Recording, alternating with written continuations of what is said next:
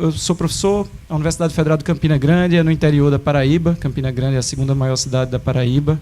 Fica a 120 quilômetros da praia. A praia de Campina Grande se chama João Pessoa, né? Mas eu sou pessoense, sacanagem. E aí, lá dentro, eu estou dentro do departamento de computação, é um departamento bastante antigo, por um lado. Tem uma história muito longa, de 42 anos agora de departamento.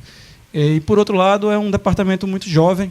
Nós somos, metade dos professores do departamento tem menos de 40 anos. Né? Existem há menos tempo que o departamento. E isso traz um ar legal lá para o departamento, eu acho. Um desses áreas que é onde eu atuo mais é um laboratório de ciência de dados chamado Lab Analytics. A marca serve para você, caso você queira achar alguns desses trabalhos que eu vou mostrar para vocês aqui, algumas dessas coisas que eu vou mostrar. E eu vou deixar claro que eu até alertei Elias quando ele convidou, eu disse: Elias, olha, eu acho que o que eu tenho de mais útil para trazer para o evento é minha experiência com dados abertos, ou nem tão abertos assim, né, e meus prazeres e minhas dores de cabeça com esses dados. Eu não tenho muita teoria para trazer sobre isso, muita reflexão para trazer sobre isso. Se você achar que isso é útil, eles não, vem.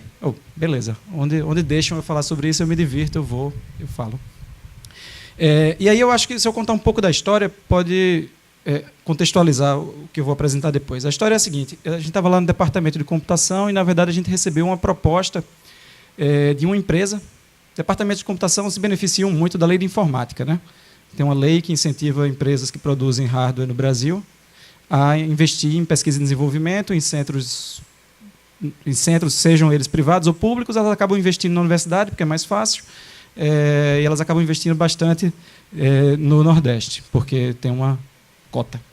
E aí, no meio desse investimento, tinha uma empresa que procurou a gente porque eles estavam interessados em ter mais gente se formando em computação com o perfil de cientista de dados, tá? De análise de dados, mineração de dados e tal. E a gente, vamos nessa. Vocês fazem o seguinte: vocês investem na universidade e a gente cria atividades extracurriculares, opcionais para os alunos, que eles vão se treinar, a gente paga bolsa para aluno que queira desenvolver projetos em ciência de dados e tal, com certas condições. E aí uma das condições era que a gente podia inovar no formato, a gente podia testar coisas diferentes. Uma das coisas que a gente resolveu testar logo acho que no final do primeiro ano de projeto, esse projeto durou uns 4 anos, era que a gente queria inovar criando eventos mais lúdicos. Tá? Tem gente que chama isso de hackathon. Eu não gosto muito do nome, porque eu não gosto de maratona. Eu não acho que é um programa para um fim de semana. Ninguém me chama para correr uma maratona. E aí obrigado. A gente chama de Hackfest, porque eu gosto mais de festa. Me chamem para uma festa no fim de semana, eu topo, eu vou. E por outro motivo também, que eu acho que eu não gosto da ideia, eu acho que uma coisa que Gisele colocou, a gente tem que ser crítico com esses eventos, a gente tem que entender o que a gente quer com eles. Eu não acho que o objetivo do hackathon é uma maratona para desenvolvimento de produtos. Eu acho que é um momento de celebração de um grupo. É uma festa, é um momento em que a gente se junta para estar juntos e para mudar a nossa forma de ser juntos, ou fortalecer, ou uma coisa desse tipo. E aí o objetivo dele é transformar as pessoas que participam. Eu acho que é para os projetos morrerem no fim de semana. Tá? A norma devia ser essa. Mas é para as pessoas saírem diferente do fim de semana do que elas chegaram. E aí, se isso acontecer, valeu para mim. No meio desse contexto todo, para dizer que no meio a gente estava lá fazendo hackfests, tá? Usando ciência de dados. E tinha essa coisa de formar as pessoas em ciência de dados. Eu estava lá no Hackfest, outras pessoas estavam no Hackfest. E aí, um dos Hackfests aconteceu no ápice da carreira de Eduardo Cunha como presidente da Câmara dos Deputados. E aí, não sei como é que vocês estavam, eu estava bastante incomodado. Você ficava lendo todo dia no jornal, né, o meu vilão favorito fazendo novas manobras lá na Câmara, desengavetando as coisas e tal, e manda, desmanda. E a gente meio chateado que, caramba, tem uma coisa que foi o mote da gente naquele fim de semana lá, que era, esse cara ele não está fazendo nada sozinho. Porque Cunha, no fundo, ele, embora seja presidente da Câmara e tal, não sei se todo mundo está muito por dentro disso, o que ele faz é pautar o que a Câmara vota. Mas ele, de fato, nem vota. O presidente da Câmara não vota. Então, ele não aprova nada. São outras pessoas que estão aprovando as coisas. Estavam aprovando lá, a discussão na época era a redução da maioridade penal, a lei da terceirização, coisas desse tipo. E aí a gente ficou nessa de, caramba, quem são essas pessoas que estão aprovando essas coisas, né, junto com Cunha? E aí a gente resolveu ir atrás de ver isso. Foi um completo acidente que a gente acabou no mundo de dados abertos, porque a gente, na verdade, descobriu que dava para ver isso com os dados abertos da Câmara dos Deputados. A Câmara dos Deputados, apesar de a gente ter falado ontem que o Legislativo está atrasado, eu acho que em algumas coisas ele andou bastante. Uma Câmara tão transparente quanto a brasileira em outros países não é uma coisa comum. Você pode acessar lá os discursos dos nossos deputados federais, as votações, as presenças, as proposições. Cheio de defeito, cheio de problemas, como as APIs que eu faço também são. Então, né, vamos... louros a quem merece também. E aí, o que a gente fez? A gente baixou os dados da Câmara e a gente gastou um tempo que a gente produziu uma coisa que saiu do controle depois, mas foi bem interessante. É um site razoavelmente simples. Aliás, tecnicamente ele é simplório. A URL é essa aqui, que não está aparecendo, está no teto ali. Mas é quemerepresenta.com.br. Tá? Que, sozinho, depois merepresenta.com.br. Se você quiser se distrair aí enquanto eu falo, é divertido.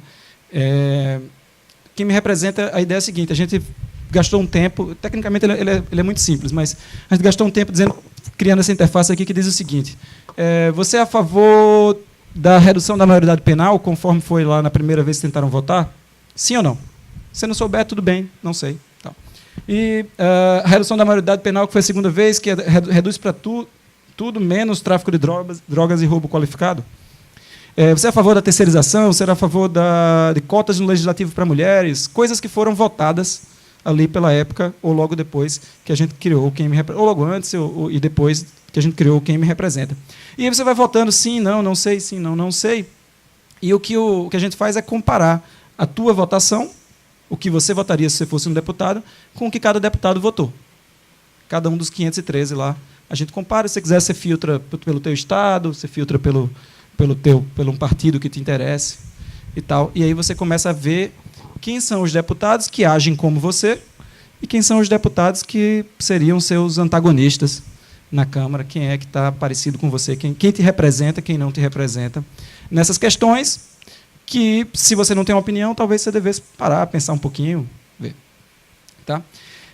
Porque eu falei que isso saiu do controle, porque a gente botou isso no ar e aí daqui a pouco tinha 100 mil pessoas. Daqui a pouco não, né? Passou semanas e as coisas, jornal, não sei o quê, 100 mil pessoas mexendo nisso. E a gente começou a se ver forçado a pensar um bocado sobre isso, a refletir sobre isso. Uma das coisas muito legais que aconteceu, que eu acho que é legal pensar, é assim, a gente começou a falar de política muito mais, a gente começou a discutir de um jeito mais ligado a ações, a concretas, a dados, mas aconteceram coisas mais legais, do tipo, quando eu coloquei aqui, quando eu fiz minha votação, quem apareceu no topo dos deputados federais paraibanos não foi o deputado em quem eu votei. Tá?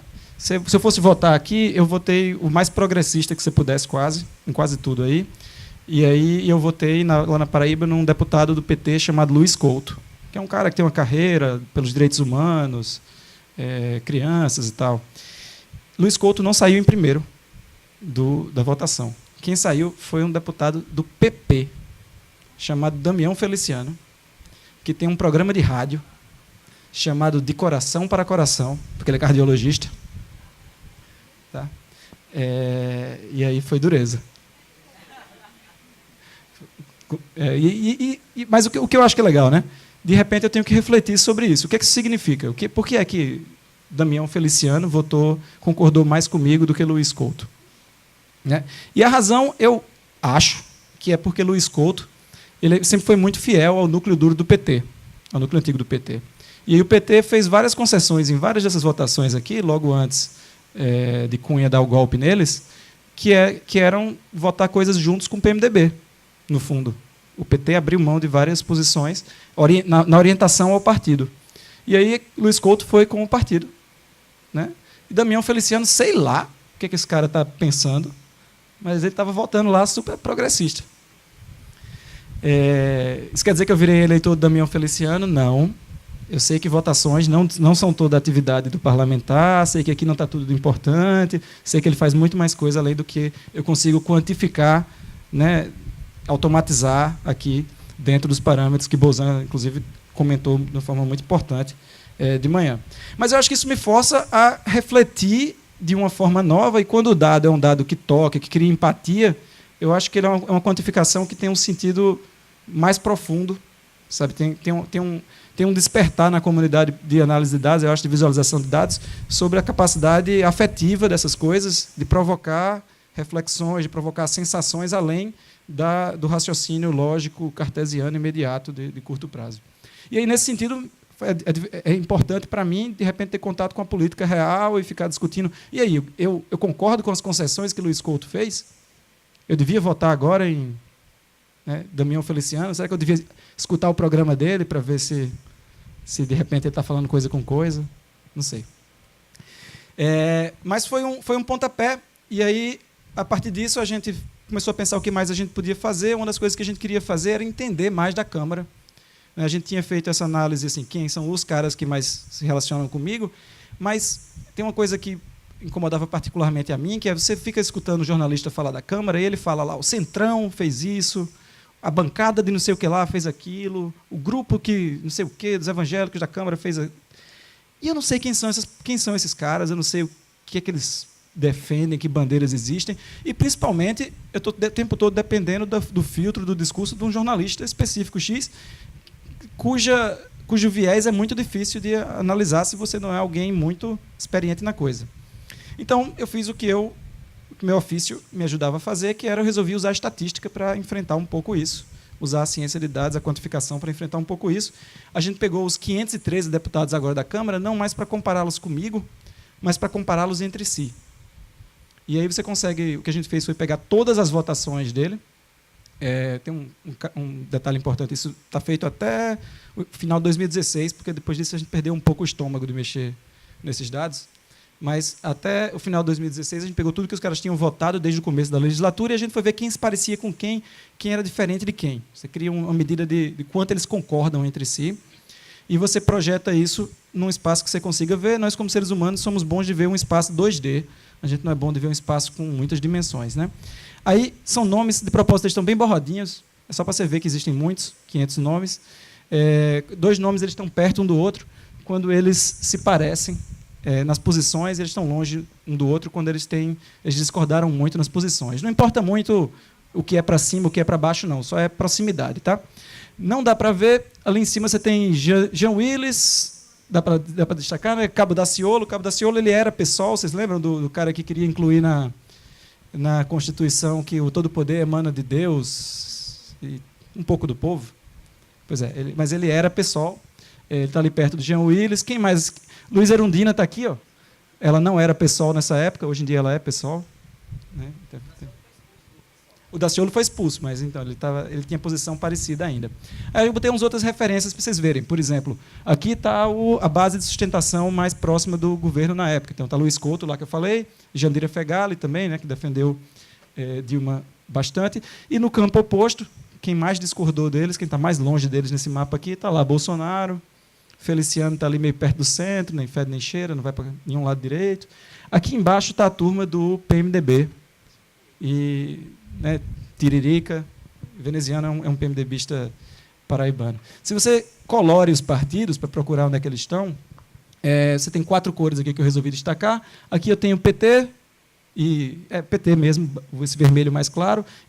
Lá no campo oposto eu tenho o PSDB, né, a oposição ferrenha à época ao PT.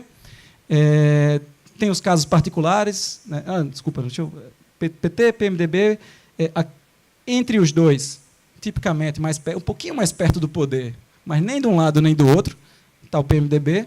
Então, bom, satisfação pessoal, isso explica a política conforme eu a entendo. Né? E longe de todo mundo, amarelinho, subindo pelo teto, tem mais uns 2 ou 3 ali, está o PSOL. uma outra espécie de grupo que se descola dos demais. Tem mais uns grupos aqui particulares que às vezes vale a pena ver. Não sei se vocês já ouviram falar de Jarbas Vasconcelos, ele é PMDB, Pernambuco, mas extrema oposição ao governo do PT dessa época, então ele fica lá mais perto do PMDB. Você consegue ir localizando algumas pessoas nesse mapa. Além de localizar os partidos, você pode fazer umas outras localizações, que é, por exemplo, onde é que está a bancada da bala nesse mapa? Né? Nessa época, eles eram, grosso modo, oposição do governo, exceto esse Carlos Zarafini aqui, que eu, honestamente, eu não sei quem é. A localização da bancada da bala nesse mapa acaba coincidindo muito com a localização não são exatamente os mesmos, mas são esses outros que eu estou destacando, são os deputados que receberam verba da Taurus ou da Companhia Brasileira de Cartuchos para a campanha deles. Se vocês lembrarem, em 2014, a campanha ainda tinha verba de pessoa jurídica, né? Então você ainda conseguia mapear quem é que recebeu. Essas duas empresas que eu estou falando, a Taurus e a Companhia Brasileira de Cartuchos, são as duas maiores empresas de armas, as mais famosas, pelo menos, para mim. Né? Curioso, esse pessoal está num campo oposto, quase, em posição ao pessoal que se autodeclara como bancada dos direitos humanos na Câmara. E o Raul Jugman, cadê ele? Sim, está aí, está lá. Nosso ministro, né? Então, foi uma segunda incursão da gente. Se você quiser ver mais detalhes sobre isso, esse projeto chama House of Cunha, por causa da época. A gente fez o houseofcunha.com.br. A gente está sempre adiando, sempre planejando fazer o House of Maia. 2018 está aí, eu acho que a gente vai ter que pensar sobre os deputados federais que a gente tem. Na época, a gente usou isso aqui também para fazer uma coisa que era ver quem são os deputados que mais se parecem com Cunha, que mais pareciam com as indicações de Cunha, mais se descolavam dele. A gente chamou isso do cunhômetro. Então, você via quem mais Cunha e quem mais acunha, né, entre os deputados. E estou vendo uns sorrisos, fico feliz vendo uns risos, porque eu acho que uma das coisas que a gente foi descobrindo foi a utilidade de usar esse discurso do humor, do ridículo, um pouco ali beirando o escracho, né, como forma de atuação, como forma de discurso, como forma de ser ouvido, de participar nesse debate. Foi descobrindo um pouco uma voz, uma forma de fazer isso. Depois vieram as campanhas de 2016. Eu vou tentar amarrar depois essas histórias juntas, tá? Mas eu acho que vale a pena contá-las.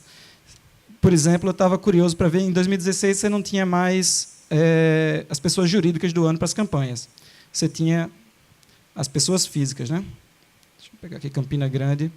E eu estava curioso para ver, lá em Campina Grande, por exemplo, de onde é que estava vindo o dinheiro, então, das campanhas. Pessoas físicas, quem são essas pessoas físicas, né?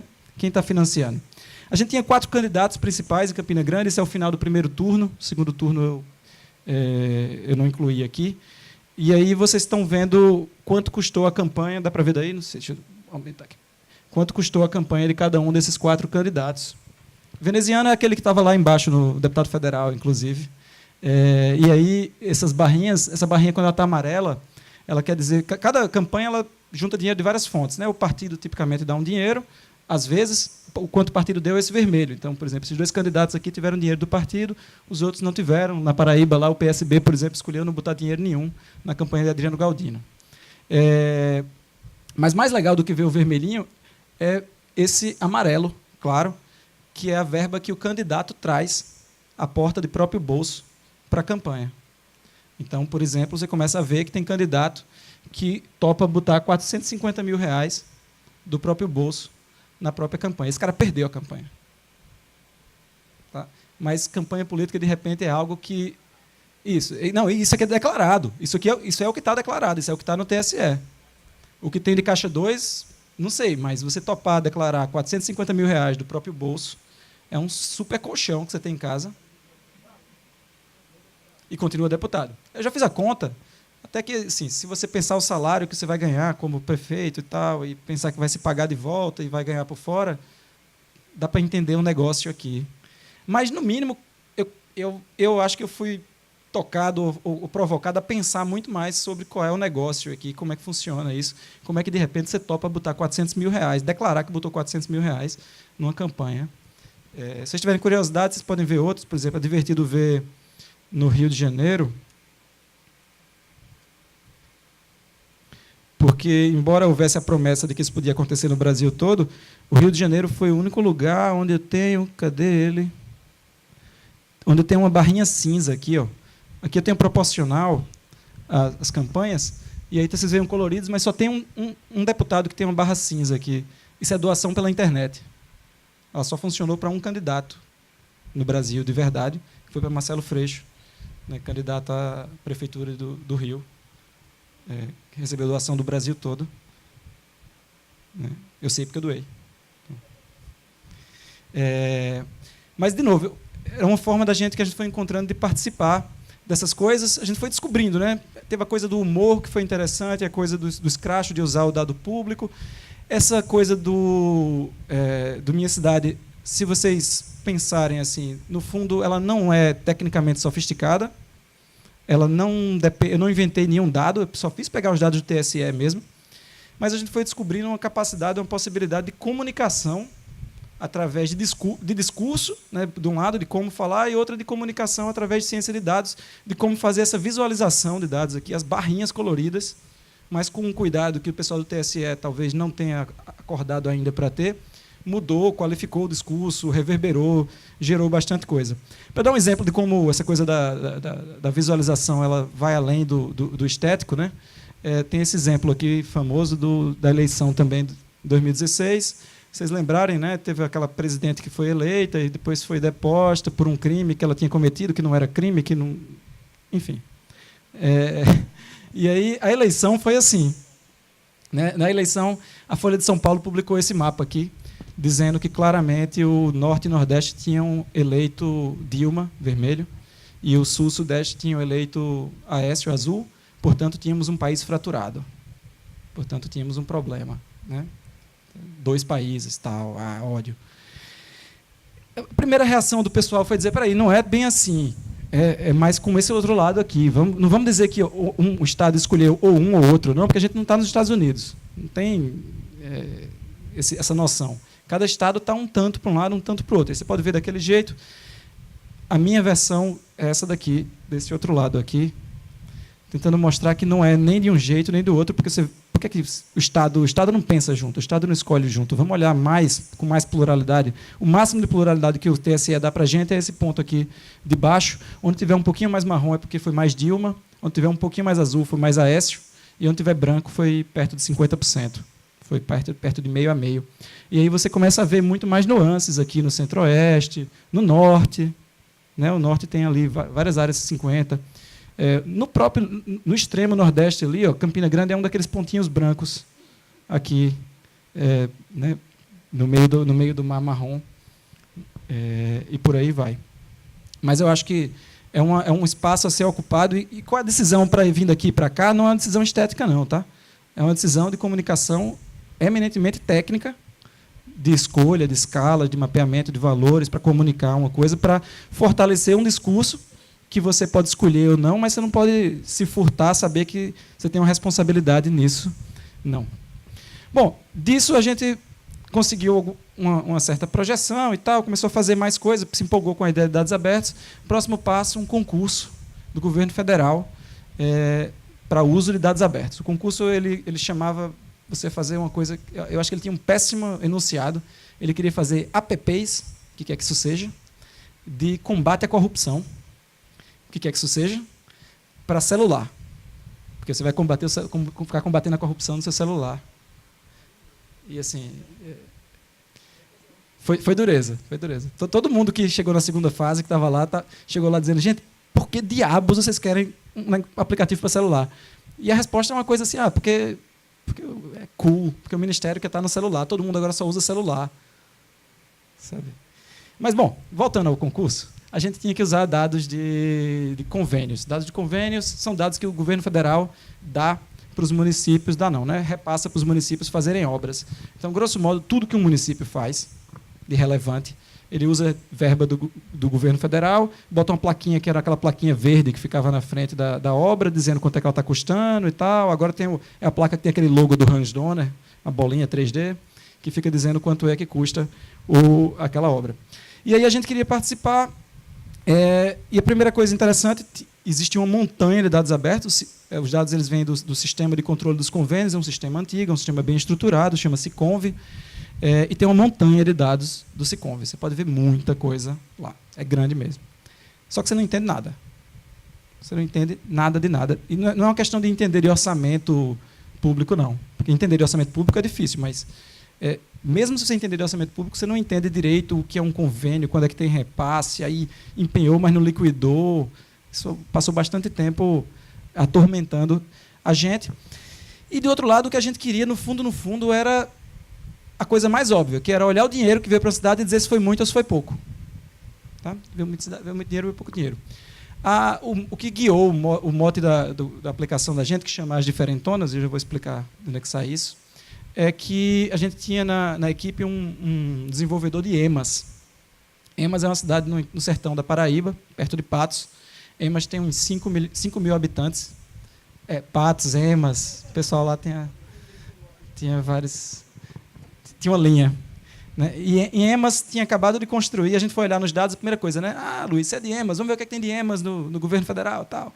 Emas tinha recebido R$700 mil do Ministério de... Eu não lembro agora se era das cidades ou se era de esportes, mas Emas tinha recebido R$700 mil para fazer uma praça de eventos em Emas. E aí, não sei se vocês estão estranhando, eu estranhei. Pô, R$700 mil. Então. Só que, quanto é que custa uma praça de eventos? Quanto é que o Ministério manda para uma cidade quando a cidade diz que quer fazer uma praça de eventos? Porque não é bem quanto custa, né? É quanto é que o cara em Brasília acha que vale a praça de eventos lá. Né? Eu não sei. E aí a gente ficou perdido pensando isso e tal, a gente começou a guiar o aplicativo pela ideia de que a gente ia ajudar a pessoa a comparar a cidade dela com as cidades parecidas com a cidade dela. Vamos pegar outras cidades com mais ou menos 5 mil habitantes, mais ou menos no sertão da Paraíba. Vamos ver todas as praças, ou toda a verba de Ministério das Cidades primeiro, e vamos ver se Emas recebeu muito. Vamos ver se Emas é como as outras, ou se Emas é a diferentona. Não sei se vocês lembram, mas tinha um meme da diferentona e tal, e a gente na internet a gente não se comunica muito por português, mas não, né? A gente usa muito meme. Não estou falando isso com sarcasmo, não. É uma coisa que eu faço. E a gente achou que, por bem, usar o meme também para falar da coisa. A gente via o quanto Emas era diferentona. Você ia lá, buscava por Emas e tal. É um aplicativo para celular. Seria muito melhor se fosse um site. Quero deixar claro isso. E aí você pode ver que Emas recebeu, por exemplo, 350 mil reais de assistência social, na categoria assistência social. Criar essa categoria é um trabalho nosso também. Não tem nenhuma espécie de categorização do governo federal que faça sentido para um humano que não seja contador. Então, a gente fez um trabalho de tradução. E aí, está em verde porque isso significa que Emas... Isso é uma diferentice. Emas está se destacando por ter recebido muita verba de assistência social. Ela recebeu 300 mil, enquanto as cidades semelhantes elas recebem em torno de entre 0 e 140 mil, tipicamente. Tipicamente é estatística, desvio padrão, média, tal, aquelas coisas. Tá? Aí você pode ver, para onde é que foi esse dinheiro? Vamos ver. Emas recebeu a verba para fazer uma estruturação da rede de serviços de proteção social básica. Construir um CRAS. Essa construção ela começou em 2013, devia ter acabado em 2016, não acabou, ainda está em andamento. Tá? Ela recebeu 350 mil reais, Emas deu a contrapartida de 7 mil reais. Você pode... Aí a gente também queria atingir um público afeito a likes, dislikes, coisas desse tipo, então você pode dar like, jogar bombinha, fazer umas coisas desse tipo na obra. Tá? Mas mais interessante, a gente foi ver depois, beleza, e se eu fosse comparar, achar outras iniciativas parecidas em cidades por perto de Emas, quanto é que custam essas obras? Aí você pode ver que, para o caso do CRAS, eu acho outra aqui em São Bentinho, que também é 350 mil reais. Talvez esse seja o caso de construção que é meio que tabelada pelo governo federal. Mas você pode ir comparando, analisando, você pode, né, jogar um textão lá também. Essa é a ideia do aplicativo. Tá? Você pode sair navegando. O que eu queria chamar a atenção é assim, a gente criou uma batalha das diferentonas, porque a gente descobriu que a primeira coisa que todo mundo quer fazer é pegar a sua cidade e comparar com a cidade rival. Ninguém está muito interessado em fiscalizar. A primeira coisa que você quer ver, eita, né, Natal versus Mossoró, João Pessoa e Campina Grande e tal. Então, a gente criou essa ideia e tal. E gastou um tempo desproporcional traduzindo os dados do governamentais para o português.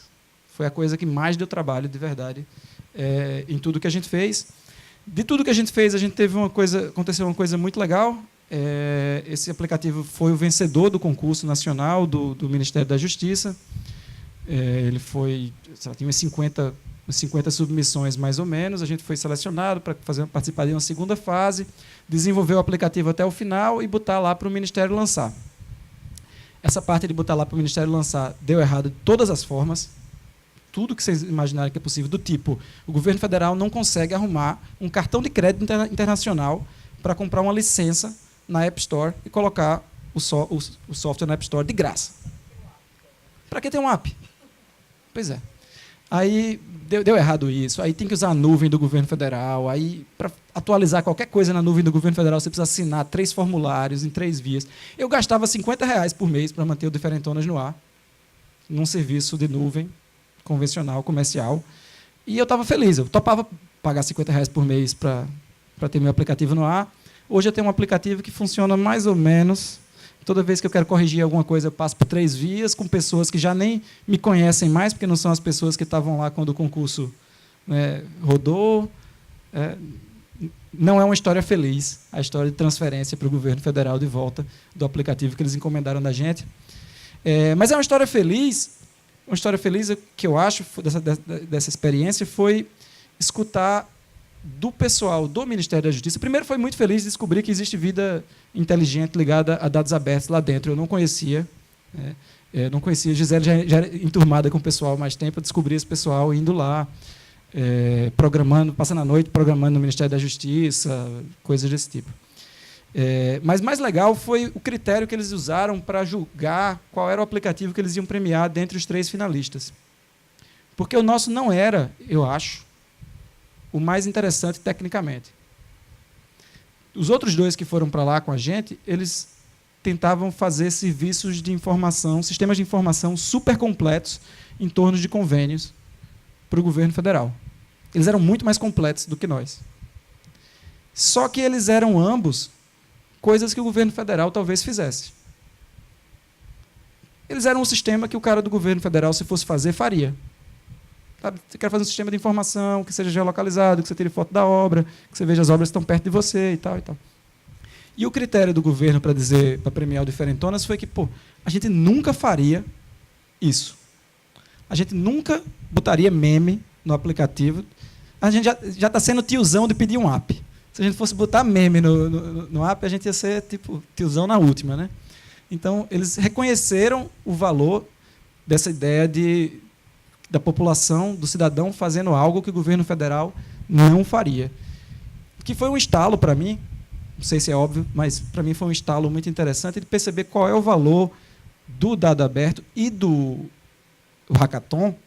Na minha opinião, não está em a empresa promover um evento, abrir um dado para que façam para ela algo que tem valor econômico para ela sem que ela pague. Porque isso tem outro nome. Eu acho que a coisa tem valor quando eu me abro para que você faça o que você precisa com tua perspectiva, com tua visão, né, para a tua realidade, e que talvez, inclusive, saia do meu controle. Talvez, inclusive, eu nem seja o que eu quero. Tá? Eu já volto a essa parte do governo e tal. Como tem o Data Jam, eu queria falar de mais algumas coisas que a gente fez e que tem relação com o Data Jam. A gente começou a mexer nessas coisas de dados e aí foi vendo esse poder de mexer em dados dos outros e começou a pensar, e os dados da gente? Vamos mexer nos dados da UFCG? Vamos abrir os dados da UFCG? A história da gente não é tão feliz quanto a da UFRN, que resolveu abrir e de repente estava tudo no ar. A gente vai brigando lá dentro, fala com um, fala com o outro, consegue acesso a um negócio, passa para lá, passa para cá.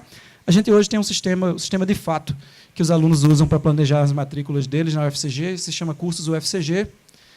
Foi feito lá no Analytics e tem essa cara, assim, mais ou menos. Se você quiser, por exemplo, pensar o que você vai fazer semestre que vem em computação, você pode acessar lá o Cursos. Você vai ver Vou baixar aqui.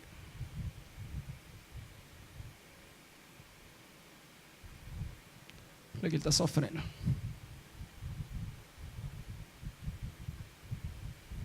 Tá.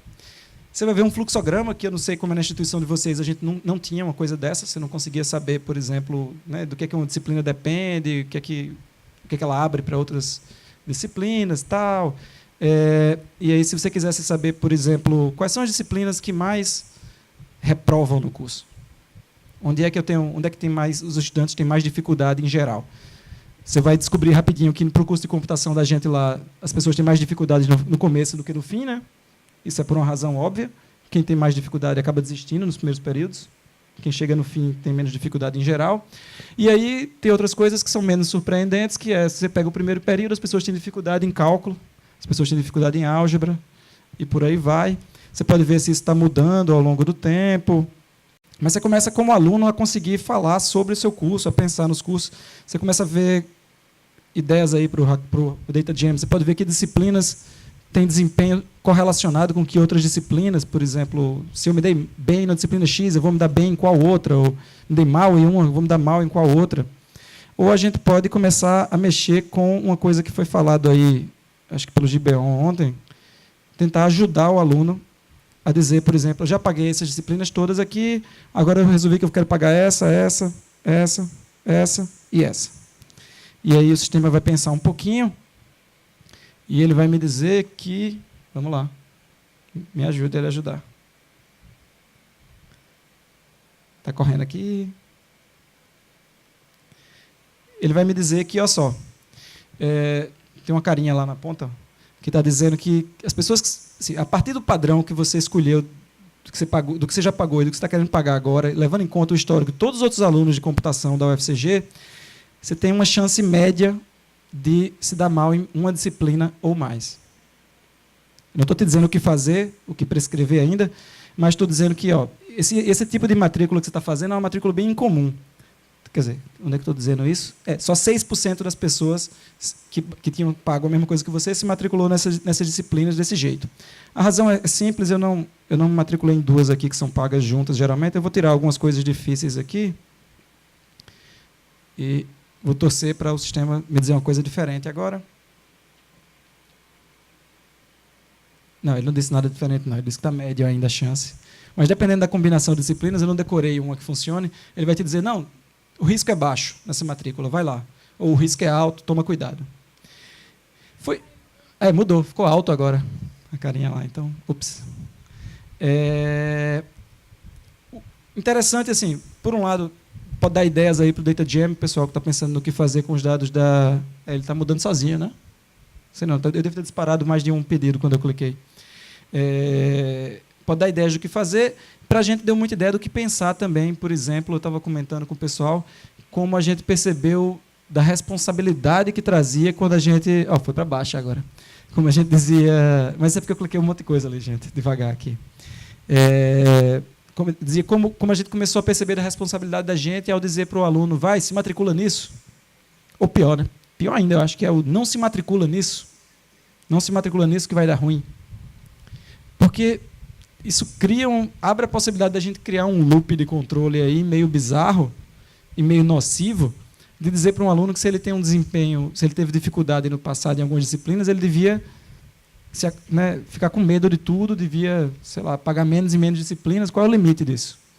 Ou qual é o efeito que a gente quer causar com isso, né? Na medida que você recomenda, na medida que você prescreve, você altera o futuro, você altera o que as pessoas farão. Eu acho que tem um risco grande nisso. Tá? Mas, bom, serve de ideia para o Data Jam. Outras duas coisas que eu queria comentar, que a coisa foi saindo do laboratório, a gente começou a fazer esses eventos de hackathon com mais frequência e começaram a fazer projetos dos quais eu nem participo mais. Por exemplo, tem um projeto chamado Enquadrados. O Enquadrados ele usa dados muito simples das administrações dos municípios da Paraíba para calcular quantos comissionados cabem por metro quadrado numa Câmara de Vereadores. Você pega a quantidade de comissionados, você vai lá no Google, vê o tamanho da Câmara dos Vereadores no mapa, e depois você calcula comissionados por metro quadrado. E aí você descobre câmaras, tipo em Cabedelo, onde cada funcionário comissionado, só os comissionados, e levando em conta banheiro, jardim, corredor, tudo, eles têm menos de 2 metros quadrados para cada um. Se eles abrirem os braços, eles se tocam. Né? E aí você começa a usar de novo a arma. É outro exemplo de... Foi reverberando a ideia de usar o escracho, de usar o ridículo para chamar a atenção. Um último projeto que eu queria comentar, porque ele dá margem para outra discussão depois, a gente começou a atrair também um pessoal da computação que gosta mais de infra do que de análise, pessoal que gosta mais de engenharia, digamos assim. E aí esse aqui é um amigo nosso que ele pira em fazer APIs, ele pira em fazer bancos, e ele resolveu ele pegou todos os contratos que tinham celebrados do Tribunal de Contas do Estado, ele queria ver quantos contratos tinham celebrados por gestão e por partido daquela gestão. Né? Tu é uma empresa que só ganha licitação em gestão do PSB na Paraíba, por exemplo. Que quando mudou de gestão do PSB para o PT, tu parou de ganhar licitação, por exemplo. O que é que aconteceu? E aí ele descobriu que não existia uma API para isso. Ele ficou fulo com a ideia do Tribunal de Contas ser um órgão rico e não se prestar a colocar um serviço no ar. Coloca o banco cru lá no ar. Ele resolveu que ele ia fazer uma API e ele, além disso, ia fazer esse serviço de graça no ar. Eu estava comentando para o Andrés, é um exercício um pouco de teste de limite, né? Não sei o quão sustentável é isso, mas hoje ele tem uma API que tem em torno de 500 mil registros que ele serve com um desempenho aceitável, usando só o grátis que esses serviços de nuvem te dão. Então, ele foi lá no Heroku, OpenShift, esses serviços, quando você cadastra um projeto novo, ele te dá uma máquina, algumas horas por dia, grátis. Pois bem, ele criou várias máquinas, algumas horas por dia, e elas atuam juntos. É uma espécie de API autônoma, provida pela sociedade civil, numa brecha do serviço capitalista das empresas de nuvem. É um outro exercício legal. Eu falei dos Hackfests, são festas porque eles têm essa cara aqui. Eles começaram numa coisa mais autônoma nossa, né? Você vê aí almofada de chita, sinuca, cadeira de plástico. Depois a gente teve aconteceu uma coisa legal, a gente acabou atraindo a atenção do Ministério Público, CGU, TCE, alguns órgãos desses. A gente teve a oportunidade de fazer hackfests em outras infraestruturas, assim, a coisa começa a parecer mais uma nave espacial, você diz que quer sinuca, os caras botam 5 sinucas. Né? Tem que tomar cuidado. Mas, bom, a gente vai tentando operar aí no limite do que a gente consegue subverter desse espaço. Por exemplo, foi uma experiência legal, assim, esse Hackfest aqui, um dos projetos envolvia quebrar o CAPTCHA da folha de pagamento do Senado. O Senado colocou no ar a folha de pagamento, Senado e Câmara colocaram no ar as folhas de pagamento deles, mas um dos dois, para acessar lá a folha de pagamento, você tinha que ter um CAPTCHA para cada contra-cheque que você fosse acessar. E aí o pessoal passou o fim de semana quebrando esse CAPTCHA. E é legal, às vezes você faz um evento financiado pelos órgãos do governo federal e quebra o CAPTCHA do governo federal. Vai sendo um espaço que a gente vai tentando operar também. Eu falei que depois disso tudo a gente começou a tentar refletir o que a gente tira dessas experiências. Eu acho que vale a pena contar a história especificamente também. Mas eu acho que uma das coisas que acordou para a gente foi essa utilidade do dado aberto, essa utilidade dessa relação de inovação aberta para fazer as coisas que a instituição que está se abrindo não faria. Eu não acho que a gente deve fazer os sistemas que o governo federal quer fazer, eu não acho que a gente deve fazer os sistemas que o governo tem a incumbência de fazer. Quer dizer, talvez em algum momento a gente queira substituí-lo ou cobrir uma falta dele, mas eu acho que tem um espaço de inovação muito importante para a gente fazer as coisas que o governo não faria. Isso é possível quando a gente consegue estabelecer uma relação do governo como plataforma, né? Acho que até onde a gente conseguiu chegar agora é um governo que provê coisas, que provê dados, que provê talvez uma API. Acho que a gente precisa caminhar para uma direção em que o governo sirva como plataforma não só para nos dar dados, mas também para receber dados, que a gente consiga escrever também no governo. Tem algumas coisas sendo ensaiadas aí com o pessoal da ouvidoria, que você consegue postar uma reclamação lá do SIC, mas acho que a gente precisa ir além disso. O TCU tem pensado em nuvens para dar apoio a essas coisas. E também acho que uma das coisas que fez a gente pensar muito foi o que a gente pode criar de plataformas sociedade-sociedade, horizontais, e não governo-sociedade, sociedade-governo, sabe? Mas essa experiência ali do contratos públicos que eu falei, o código está aberto para quem quiser ver, a ideia de como é que a gente faz o deploy, como é que a gente mantém isso no ar. para prover uma API do nível que eu espero que um órgão do governo proveria, sem gastar um centavo. Acho que é um exercício para a gente pensar juntos nisso. Daí a gente começou a criar APIs para outras coisas. Por exemplo, existe uma API do Diferentonas, para quem quiser mexer no Diferentonas, e a gente começa a prover APIs com dados do governo, às vezes, de nós para nós. Eu acho que tem uma outra coisa que a gente esbarrou com frequência, que é a necessidade, às vezes, de a gente abrir dados na marra. A necessidade, às vezes, que eu estava comentando. Esses dias o Judiciário fez um dos primeiros esforços de transparência que eu vi, né, significativos, que foi colocar os contra-cheques dos magistrados no ar. A ordem lá do STF, Carmen Lúcia, botem no ar, porque tem muito escândalo acontecendo. Aí eles botaram no ar de um jeito, basicamente, que era impossível de utilizar. Que cada TJ botou de um jeito, PDF misturado com HTML, com não sei o quê e tal.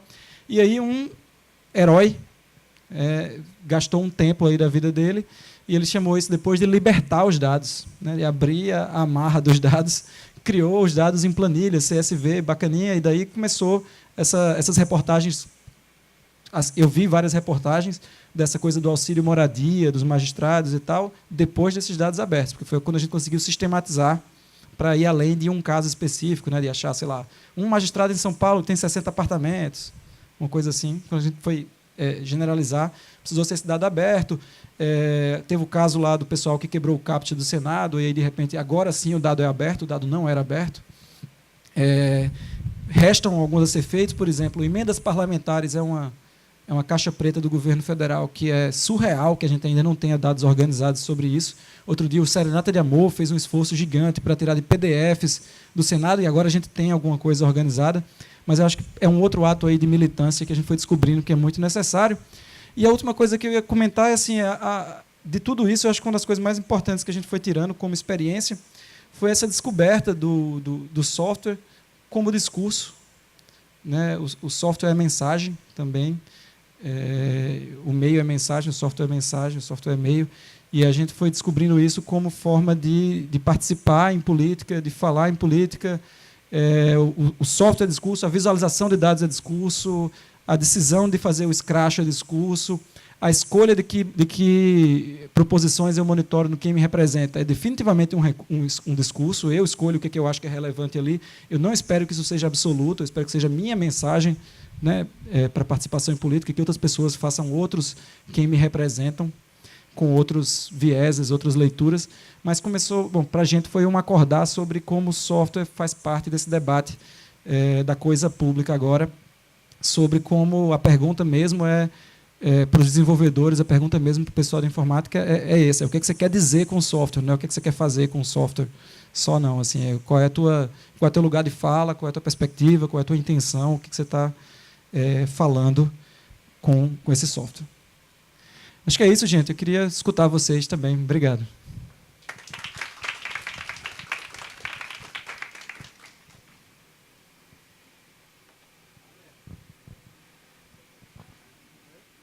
Quer microfone? Acho que a pessoa escutar precisa.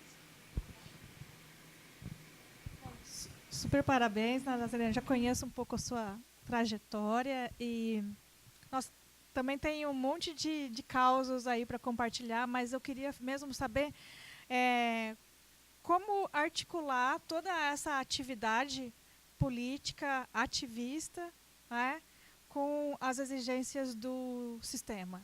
Entendeu? Então, como articular com as disciplinas de graduação, com o sistema de relacionamento isso com extensão e as exigências da nossa produção acadêmica, a pesquisa. Bacana, obrigado, Gisele. Eu até tinha colocado um título que tinha super a ver com isso, depois me empolguei na outra direção. Eu fiz um caminho como eu te falei, de ir descobrindo e tateando e pensando na medida que a coisa ia andando. Minhas disciplinas de graduação, eu ensino ciência de dados, eu ensino metodologia científica, eu ensino análise quantitativa na pós-graduação. Elas quase todas usam dados abertos hoje. E eu acho que isso tem um efeito... Para responder a tua pergunta, eu queria começar por formação, né? Eu acho que a atividade dentro da universidade que eu mais penso hoje é ensino de graduação. E aí, no ensino de graduação, eu acho que tem uma oportunidade gigante do contato do aluno com a coisa pública, com a participação política, com o debate, com cidadania, no fim das contas, que é muito ausente nos cursos de tecnologia, que você pode viabilizar com dados abertos, que você pode viabilizar, né? A verdade é que é apaixonante fazer isso. Então, é super fácil trazer os alunos para isso, é super fácil inserir isso para os alunos. É um pouco mais difícil dizer se o House of Cunha é pesquisa, ensino ou extensão. Não é ensino. Eu nunca quis escrever um artigo sobre ele, porque eu me acho ignorante na ciência política demais para falar relevantemente, quantificar alguma coisa e falar cientificamente sobre ela. Então, eu penso que é uma forma de extensão, que é um ativismo, que é ação política enquanto extensão. Surpreendentemente, na minha carreira lá na UFCG, na minha participação na UFCG, isso abriu mais portas do que fechou. Porque você podia pensar primeiro, né, pô, o cara se metendo em falar política e bota o nome da UFCG junto e tal, isso vai dar ruim. Surpreendentemente, isso atraiu o Ministério Público, atraiu o Tribunal de Contas, e quando eu menos vi, a gente estava fazendo projeto financiado de controle social com alguns desses órgãos. Então, como conciliar com extensão foi até fácil. Pesquisa é um pouco mais indireto. Eu tenho uma sorte que acaba que isso casou com a atuação que eu tenho em mineração de dados, visualização de dados, e a gente atua com isso. Mas, para ser sincero, a minha perspectiva é de que eu tenho que fazer o mínimo que a CAPES pede para me dar o que eu quero, e o resto eu não quero prestar muitas contas.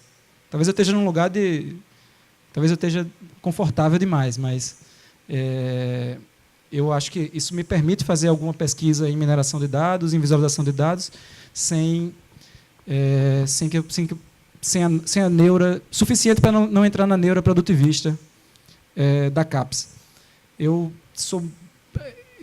fui coordenador da pós-graduação, fui do colegiado, e eu sou da opinião que, assim, eu acho que essa é a posição que o programa de pós-graduação da UFCG tomou um tempo atrás, que a gente quer ter um nível que nos permita ter doutorado, não nos põe em risco, mas que, fora isso, não nos force a descredenciar o fundador do programa, que tem 70 anos e não publica muito mais dentro do programa, sabe? Então, tem uma coisa que é uma posição, eu acho. Não sei se eu respondi. Tá, bacana. Uma coisa que eu descobri também é que, apesar que o estereótipo possa fazer parecer, o Departamento de Ciência da Computação é campo muito fértil para fomentar esse debate político, esse debate de participação. Tipicamente, ele começa com um viés de fiscalização, de combate à corrupção, de vou achar fraude aqui e tal, e depois ele vai se desenrolando e vai se tornando coisas mais interessantes. Então, eu não tenho tempo de mostrar, mas tem vários projetos feitos assim por alunos dos quais eu nem participo. Às vezes eu boto pilha, mas que vão além, que estão participando de outras formas assim do discurso político. E de formas, tipicamente, que eu acho muito legal, assim, outro dia eles fizeram um que era vidinha de balada. Os caras estavam fiscalizando os deputados federais, chamavam vidinha de balada. Eu falei, o que é isso? Aí eles foram me mostrar, era um hit sertanejo aí de... Alguém sabe de quem era, não? Não? Tá vendo? Cadê os jovens aí, gente? Era um hit sertanejo chamado Vidinha de Balada, que fala da outra pessoa que só quer viver na balada e não quer compromisso e tal. Então, era o discurso dos caras para falar sobre os deputados federais. Eles pegavam faltas dos deputados federais nas sessões e diziam que o cara estava na balada. Entendeu? E aí eu acho o máximo quando é uma coisa que eu não faria, que eu não pensaria em fazer.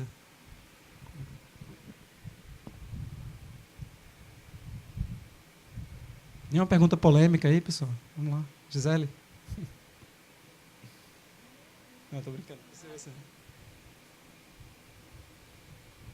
Dou-lhe duas? Bom, beleza, estou por aí. Quem quiser... quase tudo que eu mostrei é software livre. Você acha ou aqui. Tá?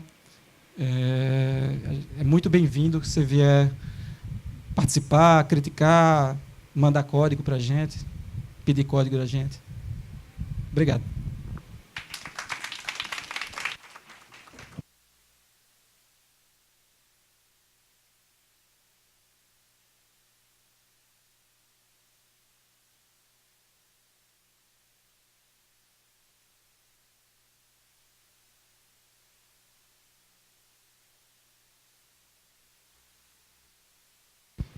Boa tarde. Agora, bom, primeiro eu quero agradecer a palestra de Nazareno. Tá? E eu acho que tem gente suficiente aqui para a Data Jam, né? Vocês estão empolgados, querem, né? Aquela coisa, vamos embora, né? A gente fez uma reserva de um laboratório aqui em cima, que é a A307, e aí a gente vai começar com o Ícaro, é um aluno nosso, fez algumas análises aí. Ele vai mostrar alguns exemplos do que ele fez usando datasets aqui do portal do FRN, mas a ideia é que a gente fazer uma coisa bem prática depois. Então vai ser, acho que ele vai começar e a gente logo depois já pode colocar a mão na massa, tá? E aí é isso. Acho que aqui no auditório pelo menos a gente não fica mais nesse evento. Vamos para o laboratório agora. Tá bom? Aí a Data Jam ela tem previsão de terminar no final da tarde. Tá? Participa quem está interessado. Tá? A gente vai estar por lá. Então todo mundo está convidado.